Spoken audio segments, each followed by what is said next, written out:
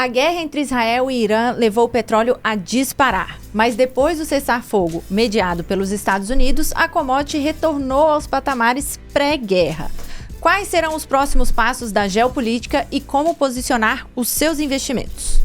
O Banco Central brasileiro surpreendeu o mercado com uma nova elevação de 0,25 ponto percentual na Selic, que está no maior patamar desde 2006. Qual será o cenário para os juros daqui para frente? Além disso, o Congresso Nacional revogou todo o aumento de IOF que havia sido decretado pelo Executivo. O que esperar dos próximos passos? No Comprovente de hoje temos Petrobras e urânio e, é claro, a dica cultural da semana. Está começando o Empíricos Podcast, o seu podcast semanal sobre investimentos. Eu sou a Larissa Quaresma, analista de ações da Empíricos Research e apresento este programa com o João Piccioni, que é head da Empíricos Gestão. E aí, Jones? Tudo bom? Tô bem, e você? Agora Empíricos Asset. Opa, coisa boa! Oficialmente. Oficialmente. Muito bem, gostei desse nome novo. Para deixar um pouco mais alinhado com as nomenclaturas que o próprio banco utiliza, né? Dado que nós somos uma gestora hoje 100% integrada ao BTG Pactual. Perfeito, muito bem. Semaninha melhor para os ativos de risco, Bastante melhor, hein, Lari? Poxa. O bull market, que a gente vem comentando aqui, tá se fazendo valer, né? Lá Isso fora, aí. Os índices estão batendo as máximas, a S&P nas máximas, o Nasdaq nas máximas. Por aqui a gente também tá vendo bastante ânimo, né? Exato, tá caminhando a coisa, Tá caminhando. né? Bom, hoje nós recebemos Matheus Spies, que é nosso analista de macroeconomia e política. Seja muito bem-vindo, Matheus. Obrigado pelo convite, Lari. É sempre um prazer ter você aqui. Bom, bora falar de geopolítica, né? Esse conflito entre Israel e Irã gerou uma volatilidade muito forte nos mercados, né? Quando o conflito se iniciou, o petróleo chegou a disparar 13%, mas depois de 12 dias de trocas de mísseis entre Israel e Irã, teve um ataque cirúrgico aí dos Estados Unidos a usinas nucleares iranianas e um cessar-fogo, né, que os Estados Unidos mediou junto com o Catar. Daí o petróleo recuou aí na casa dos 67, 68 dólares por barril neste momento. Bom, a gente sabe que o petróleo é super sensível a esse tema, né, de geopolítica, principalmente quando tem conflitos ali rolando no Oriente Médio e especificamente no Irã, né, que controla o Estreito de Hormuz, por onde passa aí cerca de 1/4 do comércio global de petróleo. Matheus, eu queria saber qual é a probabilidade, na sua visão, do Irã fechar esse canal como uma moeda de troca aí, uma espécie de movimento retaliatório. Bacana pergunta. Agora que já passou bastante do episódio em si, a gente consegue observar com mais frieza a situação como um todo. Tem um afastamento saudável de quando explodiu, de fato, essa escalada de conflito. E uma coisa que a gente pode observar é que, ainda que o petróleo tenha escalado em preços de barril, né, de maneira bastante substancial, você teve uma retomada de patamares pré-crise de maneira muito rápida também. De certa forma, a gente pode interpretar que o mercado já considerava a possibilidade do fechamento do Estreito de Hormuz como baixa. Ou seja, dificilmente o Irã iria fechar esse estreito. Por quê? Alguns motivos. É uma ameaça eterna do Irã. Já foi fechado no passado. E, historicamente, os conflitos no Oriente Médio eles ficam restritos à região. Quando eles escalam para fora, daí de fato se complica. A gente teve episódios na década de 70, na década de 90. E o grande medo é quando há escalada, que você pode provocar uma espiral estagflacionária no mundo. O que é isso? Recuo da atividade, desaceleração com spike inflacionário, com alta da inflação, com alta dos preços, por conta da alta do petróleo e, consequentemente, dos derivados de petróleo. É isso que acontece.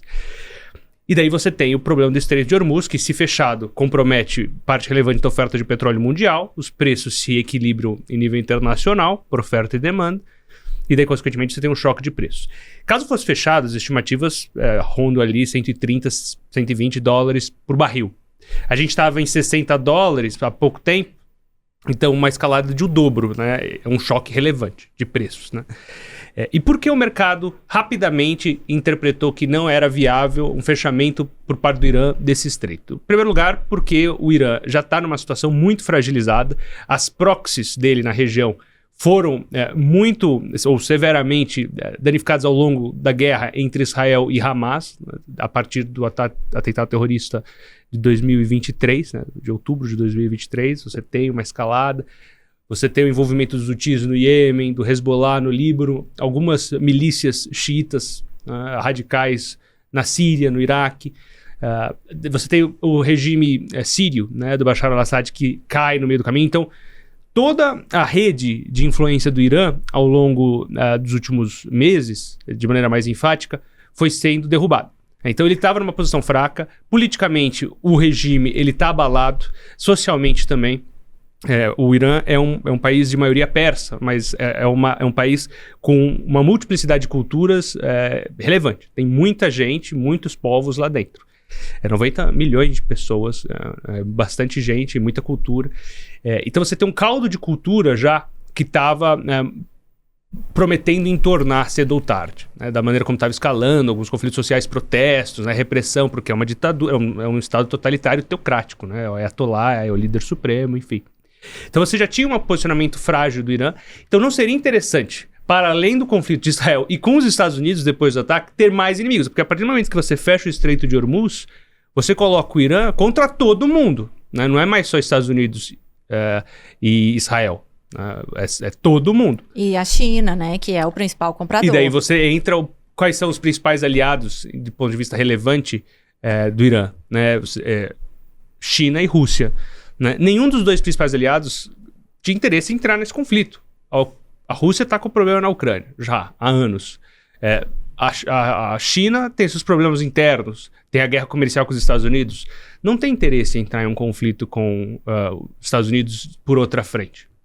Então, para os aliados. E iria afetar severamente esses aliados, inclusive, caso fechasse, a China se vale do Estreito de Hormuz para consumir petróleo, em especial petróleo iraniano. Então você tinha grupos dentro do Irã que eram contrários, porque parte relevante da receita de petróleo não iria fluir para dentro do Irã mais.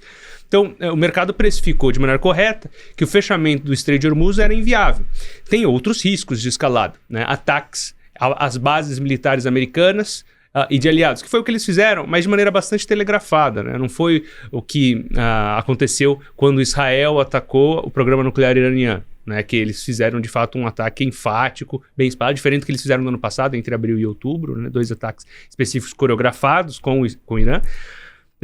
Eles fizeram essa resposta, mas assim, o grande ponto é, o mercado foi vendo aos poucos que o risco de escalada foi sendo reduzido até, de fato, cessar fogo, que devolveu toda a alta do petróleo, né, que a gente tinha observado assim que o conflito eclodiu. Então, assim, cada vez mais o mercado entende que é uma ameaça sempre, mas provavelmente vai ser um ato final de um regime em decadência. E é insustentável, né? O Irã, por mais que ele feche, não é sustentável. Os Estados Unidos têm presença forte na região. Todo mundo ficaria contra o fechamento do Estreito de Hormuz, porque está todo mundo em situação delicada no mundo inteiro, do ponto de vista político e econômico. E a própria capacidade de sustentação de um bloqueio do estreito é limitada, né, militarmente. Então seria basicamente, caso acontecesse, uns sinais do final do regime dos ayatollahs mesmo, né, algo que o próprio Israel falou que iria acontecer, né, e talvez a gente esteja caminhando para algo do gênero, né, uma mudança de regime, que eu não sei se é necessariamente bom, né, porque a partir do momento que você tira você não sabe o que vem depois, pode ser pior. Pode ser militar. Pode ser. O grande ponto de todo o ataque era evitar que o Irã tivesse acesso a armas nucleares. Algo que não é só os Estados Unidos ou Israel que não querem. Né? Na verdade, é possível dizer que a própria China e a Rússia não queriam que algo assim acontecesse.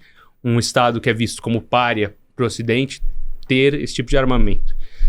Esses rivais dos Estados Unidos mais clássicos, né, agora, principalmente Coreia do Norte, China, Rússia, já possuem esse eixo das ditaduras, né?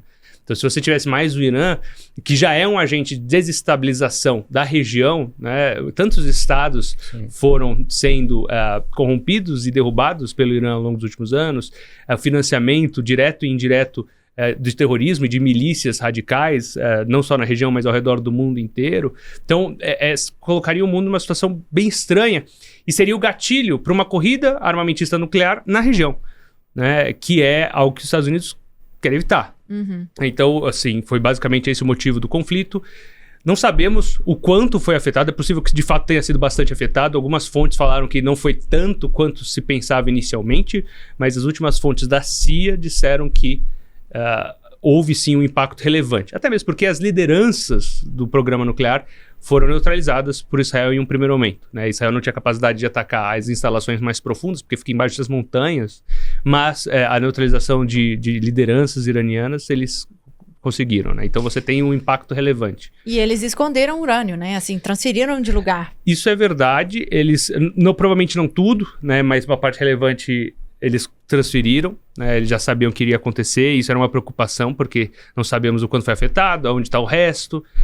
Mas o grande ponto é que provavelmente houve aquele típico escalar para desescalar. Né? E agora a gente está numa posição mais confortável, que a gente volta, inclusive, às teses que a gente acompanhava antes, né? O mercado voltou a subir, né? O dólar voltou a se enfraquecer no relativo, fluxos de recursos em nível internacionais voltaram a procurar outros locais para além dos Estados Unidos, não é que eles abandonam os Estados Unidos, eles procuram outros mercados, mercado europeu, voltando para o centro. Inclusive, essa semana tem uma tese importante aqui na Empíricos, pelo menos que eu cubro bastante tempo, que é a de defesa, que voltou a ser relevante essa semana com a reunião da OTAN, cúpula da OTAN, né? 32 Estados-membros definindo que vão aumentar até 2035 o gasto militar em até 5% do PIB, para um grupo que não conseguia nem chegar a 2%, em 10 anos fazer um cavalo de pau e caminhar para 5% é relevante. Então você tem uma mudança de fluxo de recurso e de pensamento, como você entende, né, o mundo, muito grande, né? Então tem vários problemas para se preocupar, né? Que bom que pacificou essa situação agora. Perfeito. Agora, Jones, minha pergunta para você mais no sentido de alocação pensando em petróleo, né? Porque realmente chama muita atenção ter voltado tão rapidamente para esse nível pré-conflito, né? Na sua opinião, ainda vale a pena ter petróleo na carteira? Então, Lari, eu confesso para você que eu estava bem mais negativo com o petróleo. Eu acho que uma das coisas que o mercado ainda não conseguiu digerir é essa correlação do preço do petróleo com o dólar, que aumentou muito, né? E o dólar está num momento de fraqueza global, né? Então a gente está vendo que, na verdade, o petróleo também segue ali esse passo da moeda americana. Quando a gente olha para as economias de forma geral, e aí, Estados Unidos vem nesse processo de... eu não vou falar de desaceleração, mas o que a gente está vendo muito claro nos Estados Unidos, e aí tem dados muito legais que corroboram essa ideia, é que a gente está vendo uma migração da economia mais tradicional dos Estados Unidos, isso já acontece há muito tempo, mas ganhou uma força muito grande nesse começo de ano, para a gig economy. E a gig economy, esse ano, inclusive, a arrecadação de impostos com gig economy está crescendo 19%. Só para a gente ter na cabeça. Quer dizer, aquele papo do desemprego está acontecendo e, na verdade, essas pessoas estão ficando desempregadas e estão indo para o mercado informal lá fora. Mas o que eu quero dizer é que essa economia, essa gig economy, ela é menos consumidora de commodity. Ela é menos consumidora de combustível, de energia. Ela é uma economia mais fluida, que se mexe muito rápido. E isso, de certa forma, tira um pouco dessa pressão, principalmente ali no consumo mesmo de petróleo, né? Enfim, barris de petróleo. E, por outro lado, se a gente olha para a Europa, na verdade, também ganhou um alívio, né? Porque, bom, o euro bateu lá os 1,17 ontem, tá andando super bem, provavelmente vai voltar naqueles patamares de 2019. Então é isso que a gente está apostando lá dentro da gestora, inclusive. O petróleo tá barato, a energia ficou barata de novo para a Europa, né? Mas isso não significa que eles precisam consumir mais, significa simplesmente que as margens das empresas estão melhorando. Uhum.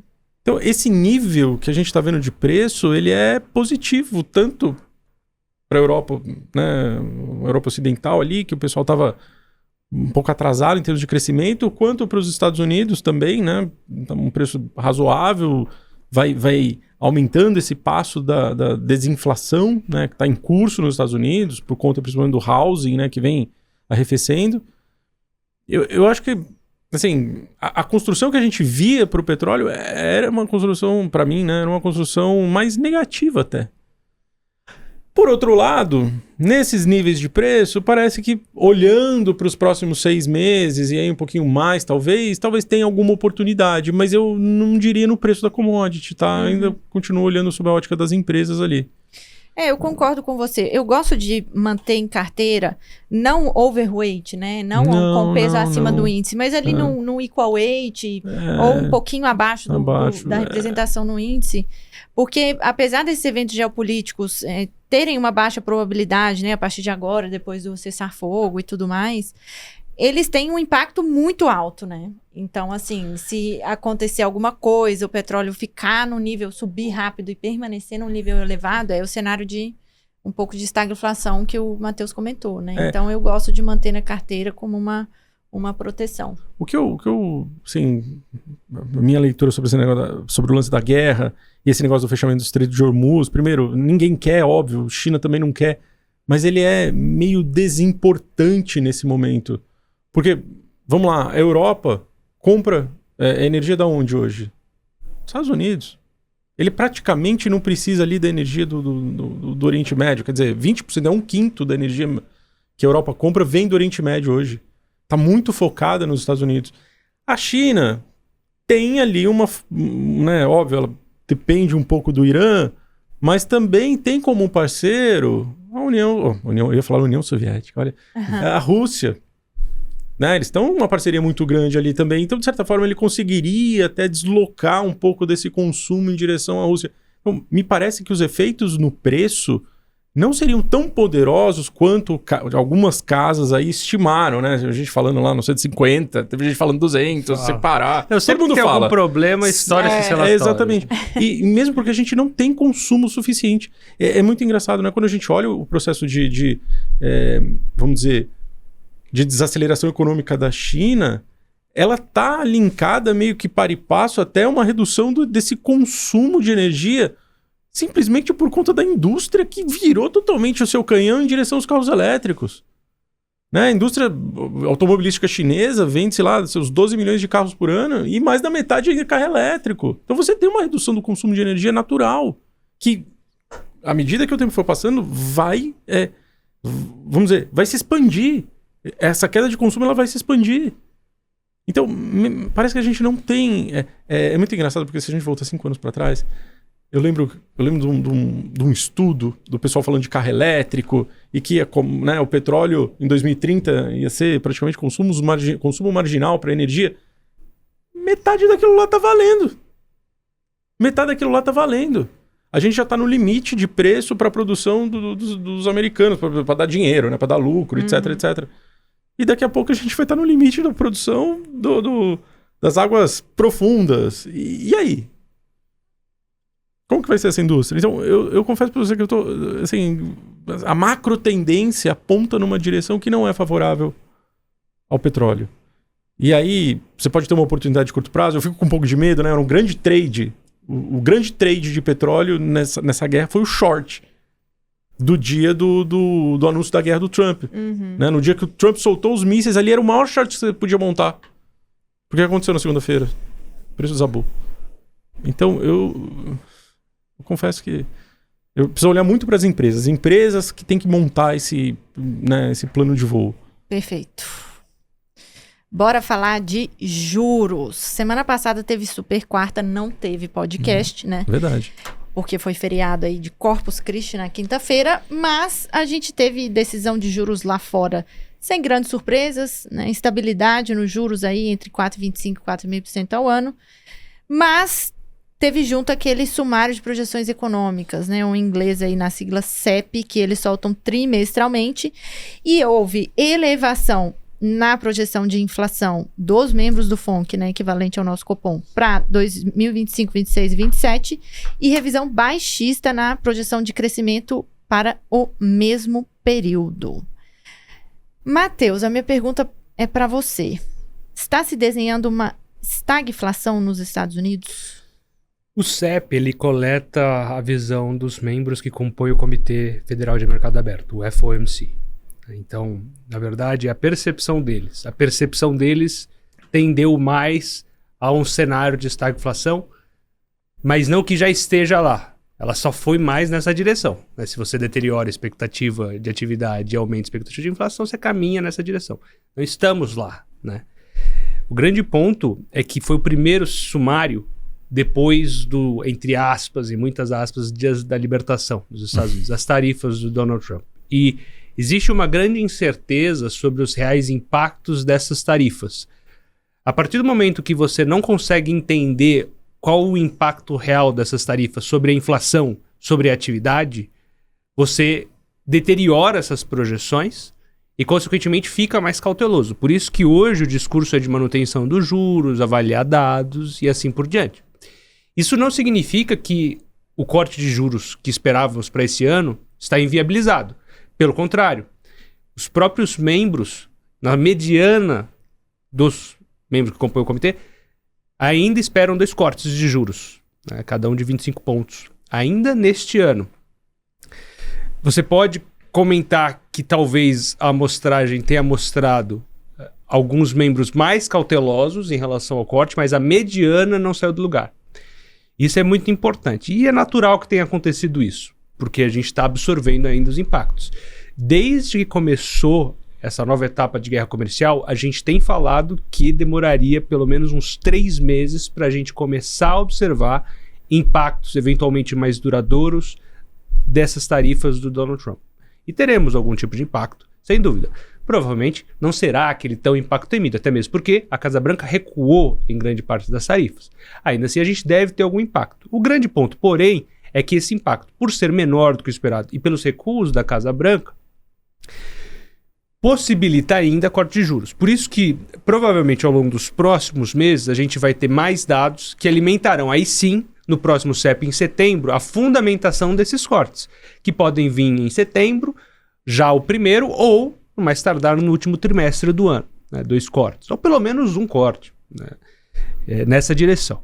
Então, é um pouco desse diálogo que está sendo construído de eventuais impactos da guerra comercial ainda, porque por mais que haja o recuo, as tarifas ainda estão em um patamar mais elevado do que antes. Existe um ponto ali ótimo, né? A gente poderia considerar assim, de quanto impacta na atividade, quanto impacta na inflação e o quanto elas se equilibram ao longo do tempo. Uhum. E como consequência disso, né, a dificuldade de se projetar esse tipo de coisa, você tem agora um esperar para ver. Porque tem uma turma aí de mercado, né, uma turma de macroeconomistas já se antecipando a coisa, né, falando, nossa, não vai ter um impacto tão grande assim de tarifas, pode vir um corte até em julho, que eu acho um pouco precipitado, né, assim, eu concordo que essas próximas leituras, principalmente essa leitura da inflação de junho, que vai sair comecinho de julho, né, desculpa, e a de julho, que vai ser a leitura que vai ser divulgada no começo de agosto, eu acho que elas são bem relevantes. E assim, na posição do Fed, né, numa posição técnica, com a economia forte, mercado de trabalho forte, tudo bem que tem a gig economy, né, que você comentou, João, mas assim, resta pouco a fazer, né, a não ser esperar. Tem outra coisa que aconteceu de ontem para hoje, principalmente. Bem, esse assunto já tem sido ventilado algumas vezes desde a posse do Donald Trump, desde que ele ganha a eleição, mas é o substituto do Jerry Powell, que será trocado no ano que vem. É maio, né, que termina o mandato. Exatamente. Dele. E o Donald Trump já tem sinalizado para alguns nomes, o Kevin Warsh, que a gente já comenta aqui há bastante tempo, é o favorito, tem outros nomes, mas talvez ele seja o favorito. E o Trump tem falado, né, o pessoal tem esperado, saiu ontem num grande veículo de comunicação americano, de que o Donald Trump iria anunciar esse nome entre setembro e outubro, que é justamente a janela do próximo CEP. Em anunciando o nome, você vai ter quase que um shadow Fed, um Fed das sombras, para trabalhar a expectativa do mercado. Se você coloca um nome que soa mais dovish para o mercado, mesmo antes dele tomar posse, o mercado já vai colocar isso na curva de juros. Então você já tem gente esperando algo do gênero. Então, você tem a possibilidade de termos surpresas baixistas na inflação e na atividade dos Estados Unidos ao longo dos próximos meses. Por exemplo, de fato, a atividade desacelera, como a gente tem visto. E a inflação não sobe tanto quanto se temia, você tem motivo para cortar juros. Soma-se a isso um nome mais dovish, traduzindo, mais flexível e aberto para cortes, mais preocupado à atividade frente à pressão de preços. Tudo isso tira a pressão da curva de juros. E ajuda, inclusive, a curva de juros brasileira. Nossa, pois é. Vamos falar de Brasil, então, ou quer falar? Deixa eu só apontar uma coisa interessante. Assim, o Morgan Stanley está prevendo para o final de 2026 uma taxa de 2,75. Vamos ter na cabeça aqui. Então, 2026 seria um ano... Corte atrás de corte. Corte atrás de corte. E só para pontuar, assim, a questão da gig economy, inclusive, é o que tira pressão do mercado papo da estagflação. Não vai acontecer estagflação. Os Estados Unidos vão continuar crescendo. A gente pode ter essa inflação vindo ainda por conta por conta das tarifas, mas se a gente lembrar, os dados empíricos mostram que aumentos de tarifas no médio prazo são deflacionários. Por quê? Porque o consumidor ele se sente incomodado com aquele aumento de preço e não compra. Consome.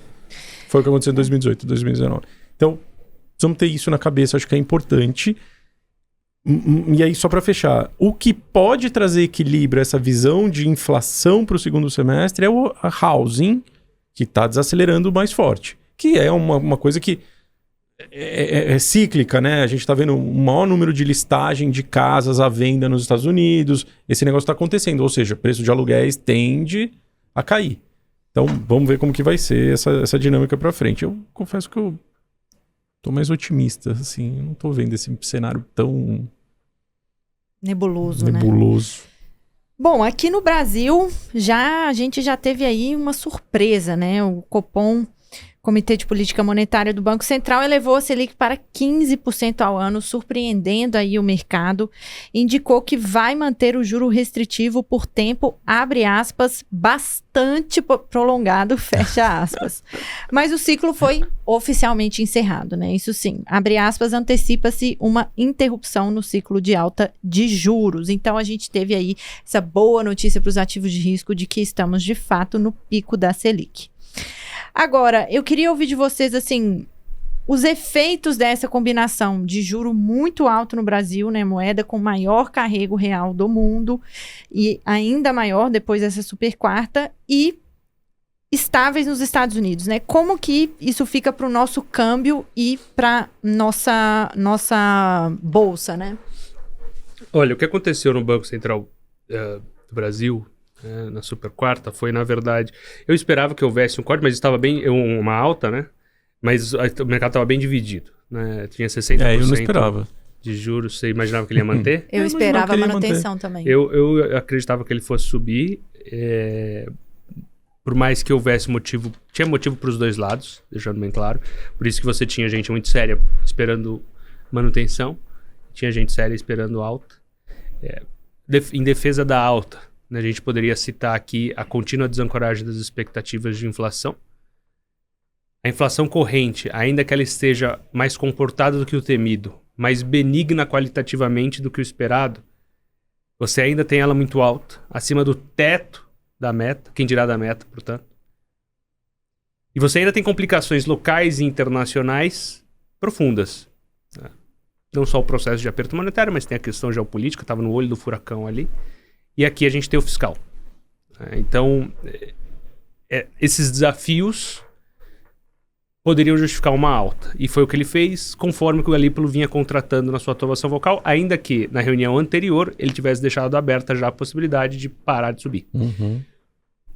Para mim, entretanto, o que importa é que encerrou o ciclo. Daí coloca esse ingrediente adicional de um forward guidance, pragmaticamente falando, que é bastante prolongado. Então você estende já o horizonte para o primeiro corte. Então, se antes você colocava como limite o primeiro corte em dezembro, agora você coloca como mínimo dezembro desse ano, até março do ano que vem. Né? Então, você teria um primeiro corte em dezembro de 2025 ou até março de 2026, dependendo de dados locais e do processo de flexibilização da política monetária nos Estados Unidos. O que eu quero dizer com isso? A partir do momento que os Estados Unidos cortar juros, o Banco Central brasileiro terá mais espaço para cortar juros. Então, por exemplo, se a gente tiver aquele cenário que eu mencionei de uma atividade abaixo do esperado nos próximos meses, nesse trimestre de acompanhamento que o Fed vai fazer, e uma inflação baixista, a gente pode ter um corte entre setembro e outubro por parte do Fed, ainda que pequeno, 25 pontos, a gente poderia já começar a cortar em final do ano. Eu não acredito nos cenários mais pessimistas de voltar a subir juros no Brasil ou postergar para agosto ou final do terceiro trimestre do ano que vem o primeiro corte. Não vejo isso acontecendo. Mas eu entendo que o fato dele ter contratado, até por uma questão de credibilidade, né? Fatores em defesa do forward guidance, né? Você dá mais previsibilidade, né? E transparência da sua tomada de decisão. Fatores contrários. Você contrata um caminho e se você comprometer esse caminho, você compromete a própria credibilidade do Banco Central. Então você adiciona um prêmio. E credibility matters, né? Aquele bom e velho artigo do Alan Binder, antigo, mas ainda sempre muito válido. Tudo isso para dizer o seguinte, pelo fato dele ter contratado, ele vai ter que manter. Isso vai ter um custo para a atividade. Então, no curto prazo, a economia real deveria começar a sentir mais, em especial as mais sensíveis ou as mais alavancadas. Vai ter gente que vai ficar pelo caminho. 6 meses. Dúvida. A interpretação é 6 meses de manutenção dos juros, que seria dezembro, ou 6 reuniões, que seria março do ano que vem. Essa é a janela que eu desenho para vocês. Um pouco mais conservador, um pouco mais flexível, e eu descartaria, pelo menos na minha interpretação, cenários mais conservadores ainda, que eu mencionei anteriormente. Mas isso vai ter um custo para a atividade, vai ter gente que vai ficar pelo caminho. A gente deve ter uma desaceleração. A gente já está tendo alguns elementos de inflação baixista, então a gente tem alguns elementos ao longo dos próximos meses que devem ajudar a fomentar a expectativa desse primeiro corte. Mas sem dúvida, um pouco de pressão desses juros mais altos. Ao mesmo tempo, a partir do momento que a gente começar, provavelmente daqui a 3 meses, a gente já vai começar a ter mais clareza sobre esse processo de corte de juros. E a partir do momento que a gente começar a colocar no preço disso de maneira mais efetiva, a gente vai voltar a ter um pouco mais de alívio para ativos locais e para percepção de risco. Lembrando que a taxa de juros de curto prazo, básica da economia brasileira, ela é uma referência, mas ela não é a taxa de juros geral, né? Se você vai para as empresas privadas, você vai ter um prêmio. Se você vai para vértices mais longos ou vencimentos mais longos, prazos mais longos, você tem um prêmio adicional e assim por diante. Então, a gente está colocando a economia brasileira está operando com juro muito alto. E é perigosamente alto, não só para isso, mas ele tem, até a gente conversou isso no final do ano passado, né? Um efeito danoso também para o endividamento brasileiro, que já está muito alto. Então você tem uma dinâmica perversa que o juro só está alto, pessoal, vamos lembrar, porque ele precisa compor não só o seu papel de âncora monetária, mas de âncora fiscal também. Porque na falta de uma âncora fiscal, porque o governo se negou a esboçar qualquer tipo de responsabilidade fiscal, você precisa de uma âncora monetária que mais que compense. Ela sozinha não vai conseguir fazer o trabalho dos dois, sem dúvida. Mas ela vai ter que trabalhar em dobro. E é o que a gente está vendo agora. É muito juros, 15%. Então. E, inclusive, falando do impacto desse juro alto, né? A gente viu aí o indicador de vendas no varejo do IBGE do mês de abril, que ele já mostra alguns primeiros impactos, assim, iniciais desse juro alto nas vendas, né? A gente viu setores cíclicos aí do varejo, especialmente, terem uma desaceleração relevante nas vendas, né? Agora, João, essa é para você, assim, pensando em portfólio do investidor, em alocação setorial ali dentro de ações, né? Por um lado, a gente tem, à medida que os meses avançam, a gente começa a enxergar com mais clareza o corte de juros, como o Matheus mencionou. Por outro, você tem uma economia aí se desacelerando, né? Então, assim, será que é hora de diminuir um pouco os cíclicos na carteira? Ou será que é hora de aumentar porque já está no preço, já estão olhando para o ano que vem? Em outros tempos, eu diria para você que seria a hora da gente fugir dos cíclicos. Atualmente, eu acho que são os cíclicos que vão acabar entregando maiores retornos num médio prazo aí. Tomaria um pouco mais de cuidado com alguns setores específicos. Então, por exemplo, a construção civil, que andou muito, muito, muito nesses últimos meses, né? Principalmente média, alta renda. Puxa, andou muito, né? As empresas deram muito resultado, mas agora elas vão ter que lançar com taxas de juros mais altas. Então, assim, me traz um pouco de preocupação. No varejo, eu acho que precisa daquela velha e boa seleção de ativos. Né? Cuidado com o varejo alavancado, cuidado com as empresas que perderam, né, o seu espaço, perderam a capacidade de manter market share e que precisam do endividamento das pessoas para conseguir tocar as suas operações. Então, aí eu acho que tem uma questão de risco. Também deveriam ir mal, ou né, frustrar um pouco, empresas muito alavancadas. Pô, vai gastar uma grana com o serviço da dívida agora. Se tiver que rolar dívida com esse nível de juros que a gente tem, né, vai ser mais problemático. Acho que precisamos entender como vai ficar esse lance das debêntures incentivadas também. É um ponto importante, um ponto de atenção, né? O decreto do IOF veio, mas e aí? Como que vai ficar essa questão das debêntures incentivadas? Então, muitas dessas empresas se apoiam nisso. Verdade. Mas, sim, eu acho que o que está mandando no Brasil é o fluxo. Então, assim, qualquer coisa que você compra ali no mercado, de certa forma, tá andando porque os recursos estão entrando no Brasil. Foram 21 bilhões de dólares esse ano, né? Assim, pô, eu atualizei isso ontem. 24 bi. De dólar? De reais. De reais. Na Bolsa Brasileira. De reais. Isso. Então, assim, é uma dinheirama pro momento que a gente está vivendo. Então, a Bolsa está andando por conta de fluxo. A Bolsa não está andando por conta... Assim, vamos dizer, o fundamento, ele ainda não é o principal, né, nesse movimento. Então, assim, estamos otimistas e olhando, lógico, sempre com aquela cautela de sempre, né? E o varejo, ele tá muito barato, né? Assim, a gente vê muitas empresas boas com múltiplo de 10 vezes lucro, 9 vezes lucro. Em alguns casos, até 6 vezes lucros para o ano que vem. A gente parte de um valuation ainda muito deprimido, né? Eu vejo um potencial aí de expansão de múltiplo bem grande para os setores cíclicos. O que eu acho que a gente tem um pouco de dificuldade de identificar é realmente essa desaceleração vamos dizer, do consumo das famílias, né? Ainda tá difícil da gente ver essa desaceleração bom, você sabe melhor que eu, mas assim, os dados de crédito, eles também não desaceleram, mas aí você fala assim, puxa, como que com essas taxas elevadas, essa dinâmica ainda permanece bastante viva? Então, essa é a grande dúvida, né? Quanto tempo isso dura, né?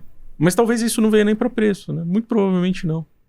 Eu acho que depende da magnitude desse pouso, né? No final do dia, assim, se vai ser um pouso suave, que é o que está caminhando para ser, né? Ou realmente um pouso forçado aí, que parece um cenário de baixa probabilidade nesse momento. Agora, tributação de investimentos e IOF. Nessa semana aí o Congresso Nacional aprovou PDL, Projeto de Decreto Legislativo, primeiro desde o governo Collor, que é aprovado no Congresso Nacional. Diz muita coisa. Que revoga os decretos que aumentaram o IOF, né? Então, o IOF volta para aquela regra anterior, tanto para a pessoa física nas operações de câmbio, quanto para o crédito à pessoa jurídica, né? Então, o crédito à pessoa jurídica volta para aquele IOF de 0,38, se não me engano, por cento na cabeça. As operações de câmbio voltam para um IOF menor também. Matheus, eu quero muito ouvir sua análise. Como que você avalia esse movimento do legislativo, né? E se também foi revogada aí aquela medida provisória que aumentou o imposto de renda sobre determinados investimentos isentos. São duas coisas. É uma sinalização muito grande do que aquela medida provisória vai caducar, na minha interpretação, cedo ou tarde. A medida provisória, ela funciona como um decreto, não existe mais agora. O decreto, ele é, por exemplo, esse aqui, né, que foi derrubado. Né? Nem a Dilma passou por isso, hein? Explica aí a diferença entre decreto e medida... A medida provisória, ela vai funcionar como... Ela seria necessário a aprovação do Congresso, mas o governo entende que era urgente, então ele tem validade de lei de imediato e passa para o Congresso aprovar posteriormente. Algumas coisas, por mais que você fale, tá valendo a partir de agora, não começa a valer a partir de agora. Tem coisas de imposto de renda que seria só para o ano que vem. Contabilmente, pode salvar o governo. E, inclusive, o fato dele, da janela de tempo... É sério isso. A partir do momento que você coloca o projeto de lei e ele tem um prazo estendível para ser aprovado, ainda que ele caduque, eles vão apresentar o PELOA de 2026, né? O projeto de lei orçamentária anual, considerando esses dados. Então, ele vai ter uma cambalhota fiscal aí. Não é nem pedalada. Que provavelmente... Não existe mais bicicleta. A bicicleta quebrou. A bicicleta quebrou, agora ele tá dando cambalhota. Pro ano que vem ele vai ter que fazer algum ajuste, porque provavelmente nessa direção que o governo está indo, não tem muita capacidade de aprovação. A derrota que o governo teve foi acachapante, foi a pior derrota desse governo, sem dúvida, e mostrou muito, assim, o voto que o governo teve a favor de si, aqueles 98, foi mais de 380 votos contrários ao governo, né? A favor da derrubada e contrários do governo. Então, esses 98 é o que sobrou da base do governo. Ah, mas o governo tem tantos partidos na sua base? Pois é, mas não é a base 100% aliada. É aquela que está para algum tipo de governabilidade que não necessariamente estará 100% aliada sempre e que está desgastada a relação. Aqui a gente teve alguns gatilhos, não só o que o governo descumpriu algumas promessas, mas principalmente a questão das emendas parlamentares. Ah, Matheus, então você está falando que o Congresso está chantageando o governo. O governo tinha prometido, né, para o Congresso. Parte disso é culpa do próprio governo, que se atrapalhou todo com a questão do orçamento de 2025. Vamos lembrar que a gente só teve o orçamento de 2025 aprovado no final do primeiro trimestre, início do segundo trimestre. Isso atrasou tudo, né? Tanto que a gente nem teve o primeiro relatório bimestral de receita e despesa, a gente só teve o segundo, que veio pro 2, né? E teve a lambança do IOF no meio do caminho. Então mostra um pouco, é sintomático de um governo fraco, desgastado e que está um pouco perdido, né? Que não tem um projeto de si. E note, daí você começa a minar o que restou de bandeira para o governo. Qual era a bala de prata do governo para o ano que vem, para tentar recuperar a popularidade perdida? Isenção do imposto de renda. Para quem ganha até 5 mil. Para quem ganha até 5 mil reais. Pô, difícil dizer que ele vai conseguir aprovar nos termos dele. Quem está sendo relator? Arthur Lira. Então, quer dizer, ele vai ficar com esse negócio na mão e vai fazer o governo ficar de joelhos, entendeu?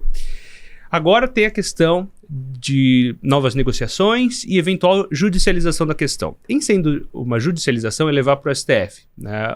O Haddad é a favor disso porque ele se vê traído pelos acordos que ele fez com as lideranças do Congresso e ele entende que é inconstitucional derrubar o decreto como foi feito. Acontece que, da maneira como tá, queridão, não tem muito que você possa argumentar, entendeu? Se houver uma judicialização, é entrar em guerra com o Congresso. Sendo que é um Congresso que ele já não tem maioria e é um Congresso que, a gente falou isso quando teve a eleição, é um Congresso de centro-direita para lá, né? E que deve ser aprofundada essa tendência na próxima eleição, via de regra, tá? É o que a gente tem observado. Veja o que aconteceu na eleição municipal. Se serve de alguma coisa, um guia de para onde a sociedade está caminhando para a próxima eleição. A menos que haja alguma mudança. Não parece haver uma grande mudança. Pelo contrário, tem se aprofundado em alguns temas. A grande preocupação hoje nas pesquisas é violência, segurança, que são temas que quem domina é o espectro da direita, querendo ou não. Então você tem um caminhar de opinião pública para essa direção. Então só vai complicar ainda mais. Tudo isso para dizer o seguinte, o Congresso tem uma frustração do governo, tem um desgaste, ainda não desembarca 100% porque não tem para onde desembarcar. A partir do momento que a gente chegar mais próximo da eleição, houver, aí sim, depende de uma organização da oposição em função de um candidato viável, único e robusto, né? O suficiente para que haja um desembarque, alianças, a gente entra já no rally eleitoral, aí você tem um desandar ainda maior do governo. Então, note, a gente nem chegou nesse momento e já estamos observando esses problemas em série. Provavelmente a gente vai ser passageiro da agonia nos próximos meses, porque fica realmente, parece improvável que o governo consiga aprovar qualquer coisa relevante. Não é que não haja qualquer mérito no governo, tá? Mas assim, são tantos deméritos e os deméritos são tão grandes, é uma bagunça, né? Virou uma desorganização tão grande que fica difícil defender, né? E o Congresso entende isso e já está olhando para 2026 com baixa chance de manutenção do incumbente. Não sei se o Lula será ou não candidato, né? Provável que seja porque não há alternativa. Mas, do espectro da esquerda, né? Mas, em sendo o caso, parece cada vez mais provável a chance de mudança do pêndulo político, de rejeição ao incumbente, para um projeto reformista, para o mercado fiscalista. Por isso que o mercado não estoura de vez, porque entende essa possibilidade, essa alta chance de uma mudança para um projeto reformista. Hoje está centralizado na figura de um Tarcísio apoiado pelo Bolsonaro. Pode mudar ao longo dos próximos meses, eu não sei. Mas me parece que é uma grande chance. Pode ter um cenário alternativo, Matheus? Tem um cenário em que isso não acontece? Tem. E daí vai ser muito difícil, né? Porque daí você tem a necessidade... A reforma vai se impor. A questão do IOF é o governo não querendo contingenciar e bloquear mais, porque caso fizesse, ia comprometer o funcionamento da máquina pública, porque ia comprometer despesas discricionárias ainda mais, de modo que comprometeria, portanto, o funcionamento da máquina pública. E isso deriva, claro, daquele problema do engessamento, né, do orçamento. Foi um aperitivo do que a gente vai ter em 2027, quando 100% das despesas forem obrigatórias. Daí você vai ser preciso, né, que você faça alguma reforma estrutural, orçamentária, que você não só corte gasto, mude a dinâmica do gasto público. Não é? Você não reformula o orçamento, você reformula a forma como você desenha o orçamento. Então é uma reforma profunda que precisa de convicção e força política. Se elege um governo que vai ter ainda menos gente dentro do Congresso e que não tem convicção para uma reforma, aí você, de fato, desbalanceia. Então, a reforma, ela se impõe. Então, você tem um pouco dessa percepção já dos congressistas. Eles só não se organizam ainda em torno de um nome. Claro, não vão desembarcar do governo 100%. Mas já é uma sinalização de que para onde as coisas estão caminhando. Então, o pessoal já está farejando um pouco da eleição, tem o desgaste do governo. E ainda nem chegamos no segundo semestre, quando a gente deve ter a CPMI da INSS, que vai desgastar ainda mais o governo, junto ao Congresso e à sociedade. Daí você vai ter um desespero do governo, que vai tentar fazer mais crédito subsidiado, mais medida para fiscal. Vai ter que depender de dividendo extraordinário, né, das estatais, da Petrobras, para fechar a conta e assim por diante. Porque vai ficar um rombo aí de dinheiro. E essa seria a minha próxima pergunta, exatamente. Porque, assim, ele derruba o IOF, né? E aí tem chance, como você falou, da medida provisória do IR sobre incentivados caducar também, né? Do legislativo não aprovar. A questão dos isentos, eu acredito que vai cair mesmo. Eles não passam.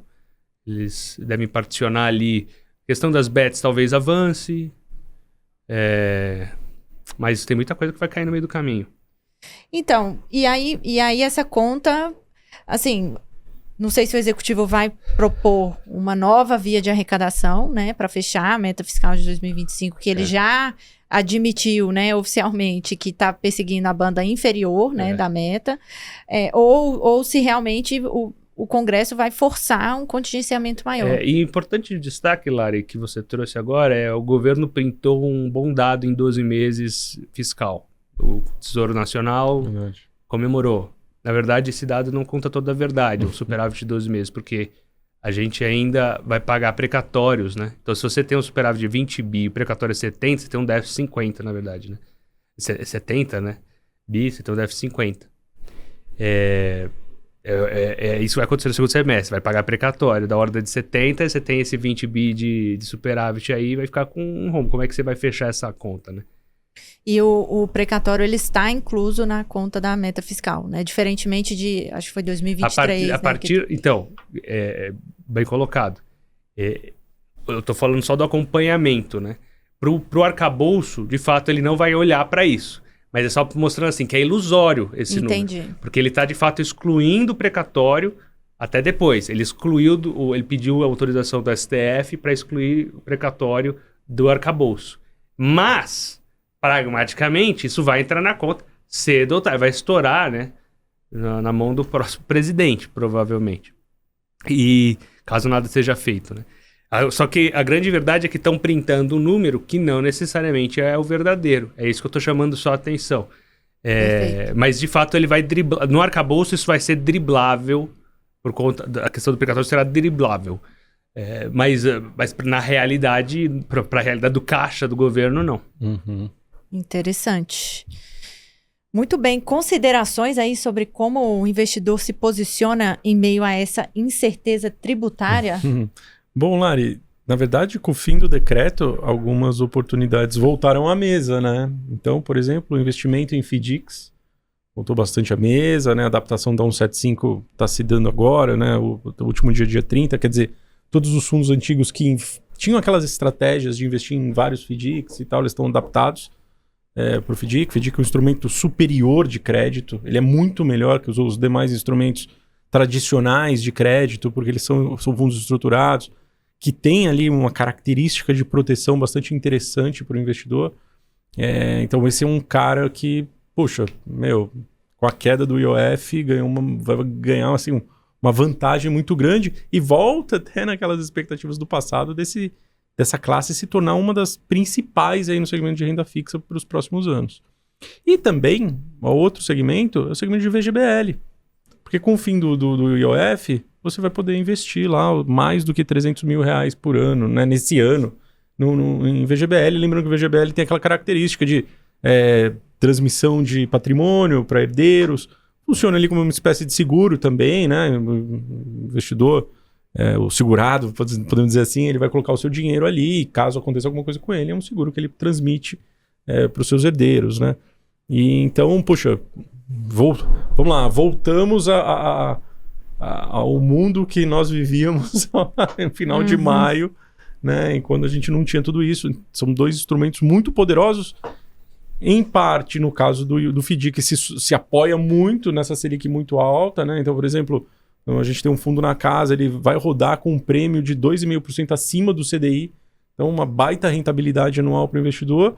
E no caso dos VGBLs, você tem aí muitas estratégias para você absorver, aproveitar, né? Já está valendo a partir de agora, né? O IOF anterior. Sim. Uhum. O IOF sem IOF, né? Fim do IOF. Isso, o IOF sem majoração de alíquota. Isso. Muito bem. Bora pro compra ou vende? Vamos lá. Assumindo que você não tem carteira, compra ou vende Petrobras?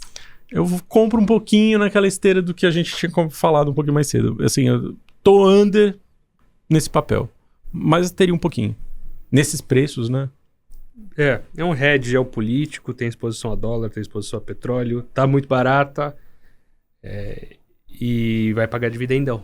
Então é isso. E captura bem o rally eleitoral. E tem todo o incentivo para pagar dividendo grande por conta de fechar as contas fiscais, né? Que a gente falou agora há pouco. 3 vezes EBITDA 2026, né? Então, assim, muito barata, produtora de baixíssimo custo. Tem proteção, né? Caso o petróleo caia, assim, pega o upside, caso suba, mas também é a produtora aí de menor custo do Brasil. Então, aguenta bastante desaforo e continua gerando caixa, mesmo com esse petróleo aí na casa dos $60. Compra ou vende urânio, que, olha, peguei aqui o ETF URA, né, que tem uma cesta aí de mineradoras de urânio. Nem sei se é mineradoras que fala, né, produtoras de urânio. Mineradoras, tem empresas que enriquecem urânio, enfim. Perfeito. Esse ETF sobe 42% no ano. Por motivos óbvios, né? E aí, compra ou vende? Compro.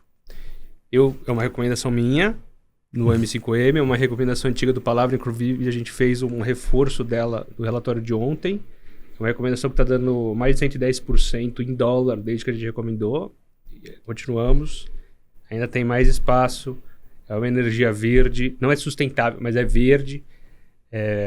Não tem uma alternativa a ela hoje, né, para essa via. Né? Quem sabe no futuro a gente desenvolva, né, um método mais avançado. Mas esse aqui é uma maneira de você chegar nas metas estabelecidas de neutralizar a emissão de carbono de maneira bastante eficaz.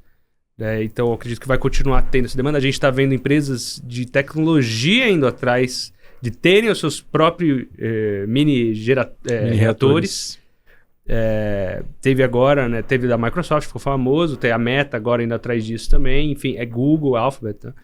Então, você tem essa demanda dessas grandes empresas para alimentar energeticamente os seus data centers. Então, é uma demanda que vai ter, a gente continua tendo. Eu tenho disclaimer na física, né? ETF a gente tem algumas restrições aí, se a gente pode, com as devidas limitações temporais, etc. Então, continuo acreditando na tese, mas é uma tese temática, com a devida responsabilidade, tamanho de posição. Você não pode apostar só nisso a carteira inteira, né? É um pedacinho. Pequenininho. É uma tese temática. Imagina o seguinte, 5% da sua carteira em temáticos até 5 temas. Entre 1% a 2,5% cada tema. Você pode ter 2 temas de 2,5% cada, ou você pode ter 5 de 1%, entendeu? É uma continha de chegada ali. Ou 3, 2% em 2, 1% em 1, dependendo da sua convicção. 5% em uma tese temática aí, em teses temáticas, acho que ela está dentro dessa, e é uma forma de dolarizar a sua carteira internacionalmente, né? Então, quer dizer, é uma forma legal de você internacionalizar a sua carteira, ter moeda forte em ativo. Então, gosto. Eu concordo plenamente com você. Eu acho que é o futuro da energia, né? Energia nuclear. Realmente a mais limpa aí do mundo, né? E mais segura. Tem um negócio que é assim, ela é muito mais segura do que várias outras formas verdes, tá? Então, se você pegar... tem um ratio que é um pouco ruim, né? Mas pessoas mortas na operação por watt gerado, né? Por mais que você tenha os eventos caricatos, né, que você realmente tem acidentes terríveis, né, que aconteceram, eles são pequenos. É aquela comparação de acidente de carro com acidente de avião. Né? Então eu acho que é um pouco nessa esteira e até mais, né? Até mais radical, porque os modelos de segurança sempre foram aprimorados. Então você teve alguns choques do passado, 2 muito específicos, né? Chernobyl e Fukushima, que deixaram o pessoal traumatizado, mas hoje os processos são muito mais avançados. De Chernobyl nem se fale, né? Mas assim, até a série da HBO, inclusive, que é ótima. É muito boa e explica bastante, porque aqueles reatores que estavam sendo utilizados na União Soviética em Pripyat já eram ultrapassados para a época, né? Então assim, você já tinha um problema estrutural naquela época, mas já mudou. O de Fukushima também foi uma fatalidade de terremoto, também os procedimentos de segurança avançaram muito desde então. E você teve países que abandonaram, né? Por exemplo, um dos grandes erros da Angela Merkel na Alemanha foi traçar uma reta para parar de usar energia nuclear na Alemanha. Consequência, hoje eles importam energia nuclear da França, entendeu? Que também está com seus dias contados. Mas assim, vai ter que renovar uma tudo. bobagem, entendeu? Porque é um método mais seguro do que os outros, por mais que você tenha essas características, é verde e é muito, muito eficiente. E não é intermitente, né? Que é um problema de várias fontes de energia renovável, como a solar, a eólica, a própria hidrelétrica, né? Que depende de... Então, assim, a solar depende do sol bater, a eólica depende do vento soprar. Ela não é renovável, né? Tem esse problema que ela é verde, ela tem baixa emissão, mas ela não é... Então, mas até a própria hidrelétrica depende da chuva, né? Então, a nuclear basta ter ali o insumo, que é o material, né, que convencionou ser urânio, e ao longo dos últimos últimos anos a gente viu exemplos dessa intermitência nessas outras energias verdes, né? A crise energética que teve, por exemplo, no Reino Unido nos últimos anos, porque você não tinha vento nas usinas eólicas ao norte da Grã-Bretanha. Aqui no Brasil, né, não choveu, teve muita seca, daí você teve crise hídrica, também teve problema de energia.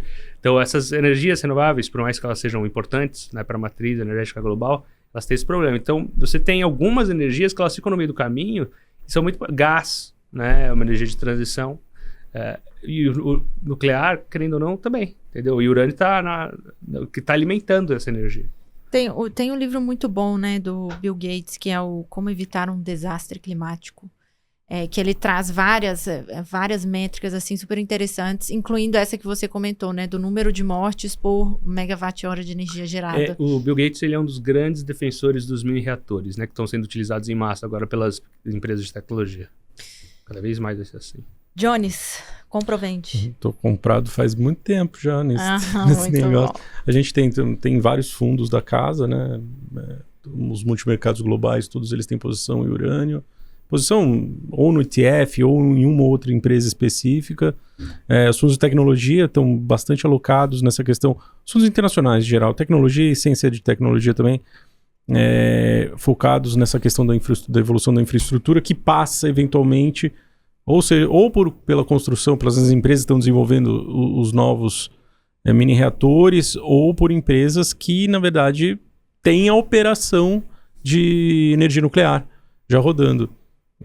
Na verdade, assim, recentemente o Trump deu até falou de novo sobre o tema e vai dar o suporte para esse tema. Eu acho que esse assunto da energia nuclear, para quem está de fora, ele vai se tornar até mais importante do que talvez outros tipos de energia, como por exemplo o petróleo.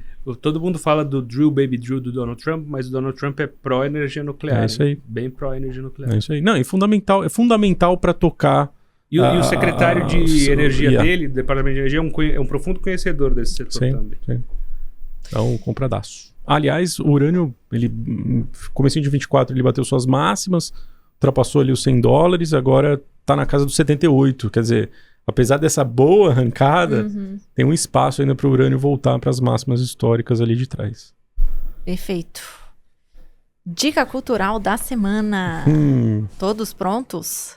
Todos prontos. Matheus Spies, qual sua dica cultural aí para os nossos ouvintes e espectadores? Aproveitando que estamos no último final de semana de julho, vá curtir alguma festa junina aí em São Paulo. Eu já tinha recomendado, não tinha recomendado. Ó, esse final de semana, para quem não conhece, do Calvário é muito cheia, né? Ali no final da Henrique Schaumann para Paulo VI, ali na Cardeal Arco Verde. É muito cheio, então chegue cedo. Alternativamente, esse final de semana específico, o último final de semana de junho, tem a do Instituto Biológico ali na Vila Mariana, perto da casa do João. Você mora na Vila Mariana, né, João? É, Vila Clemente. Bem, tá ali. Também tem a do Casa de Francisca, acabei de me lembrar, que é lá no centro. É agora, nesse final de semana? Neste final de semana. Essa é mais jovem. Então, Mas, assim, o Instituto Biológico é mais família, Calvário é mais muvuca, e essa do Casa Francisca é mais jovem, né? Mais jovem, mais alternativo. Centro de São Paulo, mas o Centro de São Paulo está sendo revitalizado, pessoal. Isso mesmo. Acredita em mim, o Centro de São Paulo não é o Centro de São Paulo de alguns anos atrás. Está mudando tudo por lá. Graças ao Tarcísio, um projeto que já vem há alguns anos, né? Da gestão do Dória, Bruno Covas e agora do Ricardo Nunes. Né? Então, com iniciativa privada, né? Não por meio do assim, o Estado ajudando a iniciativa privada a se estabelecer. Teve agora, não ficou noticiado direito, né? Acabaram com a Cracolândia. Acabou. Ah, não, a Cracolândia explodiu para os outros lugares. Isso não é verdade. Não foi que nem aquele episódio do Dória, que ele literalmente estourou a Cracolândia e fez várias Cracolândias. Foi estratégico, não aqui. né? De fato, tá tendo uma mudança de realidade no centro, hein? O pessoal não está acompanhando isso. Inclusive, a oportunidade de investimento de imóvel, hein? Imobiliário lá no centro. Cada vez mais. Muito bem. Johnny. Eu? Sua dica. Eu fui assistir Missão Impossível no dia da guerra. Então, assim, ficou aquele negócio intenso de ataque nuclear. É Missão Impossível, cara. Eu assisti também, essa seria a minha anti-recomendação cultural. Ô, louco. Tom Cruise é demais, cara. Quantos anos ele tem já? Quase 60. Cara, o cara é demais. Caramba. O cara é demais. Não deu pra mim. Não usa dublê. São 3 horas de filme. São 3 horas de filme. Não, imagina. Mas você gostou, então essa é a sua Gostei e, assim, representa muito, assim, a história dos anos 80, de como que esse negócio vai crescendo e conflito e tal. E a Missão Impossível, sacou? É isso no final. Muito bem. Olha só, eu tenho 2 dicas culturais. Uma é uma música, outra é um livro. Vou começar pela música, uma música nova aí do Bad Bunny, o rapper porto-riquenho que tá bombando agora, né? Inclusive o show dele em São Paulo esgotou em questão de minutos. E a música se chama Nueva York, que é aí uma forma latina de se falar Nova York, né? Então, e essa música é meio um reggaeton, meio um hip hop bem interessante. E minha dica de livro é Boring, mas que eu peguei para reler esses dias, que é As Cartas de Warren Buffett, um livro relativamente difícil de achar, não é sempre que acha, mas comprei lá a edição em capa dura uns anos atrás e peguei para reler essa semana aí. Sempre bom relembrar as lições do Oráculo de Omaha, que se aposentou, né? Recentemente. Achei que você ia falar do Bom Velhinho. Serviria também. É isso. Fechamos então, né? Fechados. Pessoal, muito obrigada pela audiência e até a próxima semana do Empíricos Podcast. Um abraço.